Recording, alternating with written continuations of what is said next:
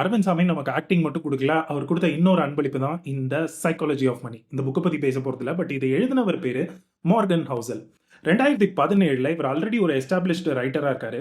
அப்போ இவர் ஒரு பிளாக் போஸ்ட் எழுதுறாரு, over coming your inner demons அப்படின்னு சொல்லிட்டு. சின்ன வயசுல இருந்து தனக்கு இருந்த திக்குவாயை பற்றி இவர் டீட்டெயில்டாக எக்ஸ்பிளைன் பண்ணுறாரு. அதை எப்படி நான் ஓவர் கம் பண்ணேன், அதோட ஸ்ட்ரகிள்ஸ் என்னெல்லாம், இதெல்லாம் தாண்டி நான் எப்படி என்னோட ஃபர்ஸ்ட் ஸ்டேஜ் ஸ்பீச் கொடுத்தேன் அப்படிங்கிறத டீட்டெயிலாக எக்ஸ்பிளைன் பண்ணிட்டு இவருக்கு ஒரு சந்தேகம்.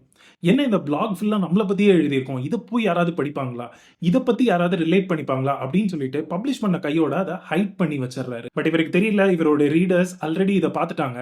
அண்ட் ட்விட்டரில் இவர் பப்ளிஷ் பண்ணதுலேயே one of the most viral போஸ்ட்டாக இந்த பிளாக் மாறுது. இதை பற்றி 7 வருஷம் கழிச்சு இப்போ ஒரு பாட்காஸ்ட்ல இவர் டிஸ்கஸ் பண்ணும்போது சொல்கிறாரு, அன்னைக்கு நான் ஒரு எஸ்டாப்ளிஷ்டு ரைட்டர், பட் ஸ்டில் எனக்கு நிறைய செல்ஃப் டவுட் இருந்துச்சு. என்னால் ஸ்டில் என் ஆடியன்ஸ்க்கு எது பிடிக்கும் பிடிக்காதுங்கிறத ஜட்ஜ் பண்ண தெரியல. ஸோ நான் அதுலேருந்து கற்றுக்கிட்ட ஒரே ஒரு நல்ல லெசன், எப்போல்லாம் செல்ஃப் டவுட் வருதோ அதை நம்ம ஜட்ஜ் பண்ணாமல் just go ahead and publish it, audience decide பண்ணட்டும்.